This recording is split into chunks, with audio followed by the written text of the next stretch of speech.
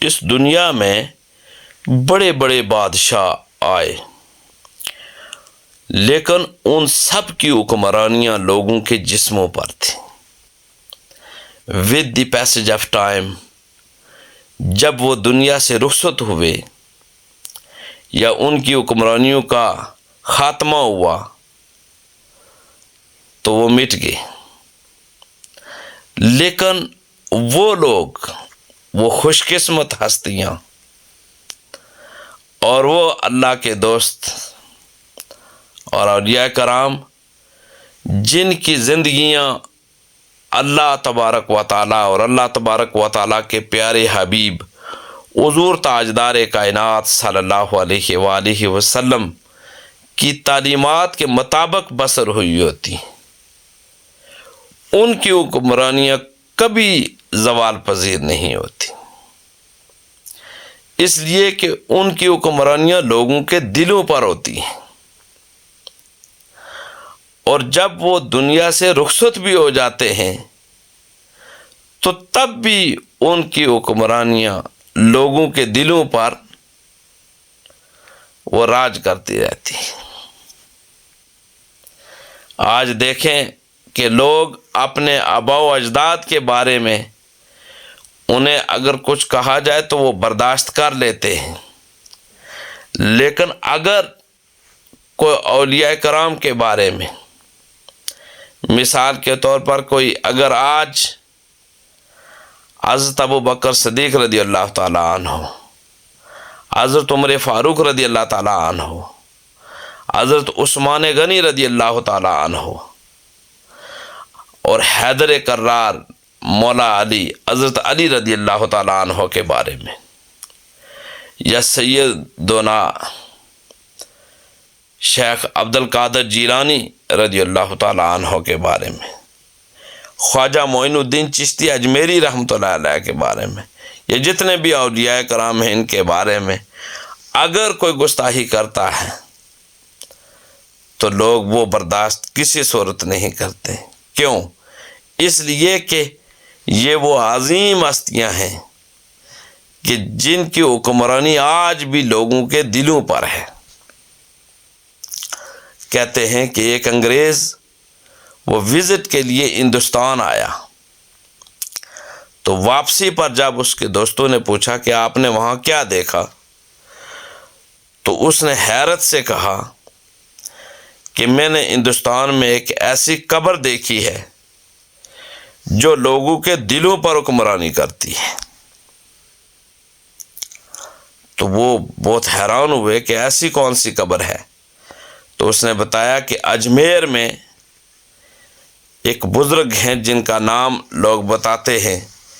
کہ خواجہ معین الدین چشتی اجمیری رحمۃ اللہ علیہ، میں نے دیکھا ہے کہ وہ قبر لوگوں کے دلوں پر حکمرانی کرتی ہے۔ یہ جملہ دراصل اس روحانی عظمت اور اثر و رسوخ کی نشاندہی کرتا ہے جو صدیوں بعد بھی لاکھوں دلوں میں زندہ ہے۔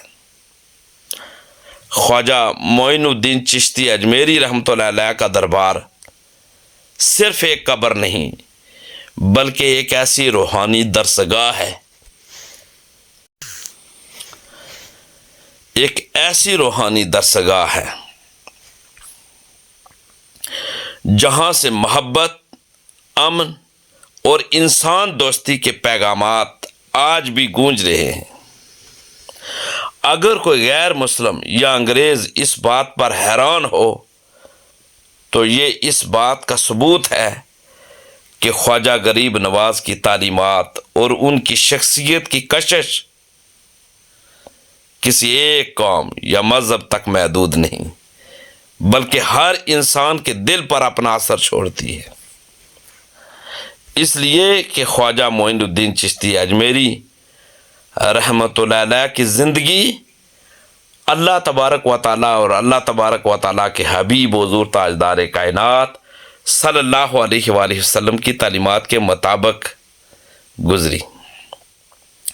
خواجہ معین الدین چشتی اجمیری رحمۃ اللہ علیہ بر صغیر میں اسلامی تصوف کے سب سے بڑے علمبرداروں میں شمار کیے جاتے ہیں۔ انہوں نے محبت،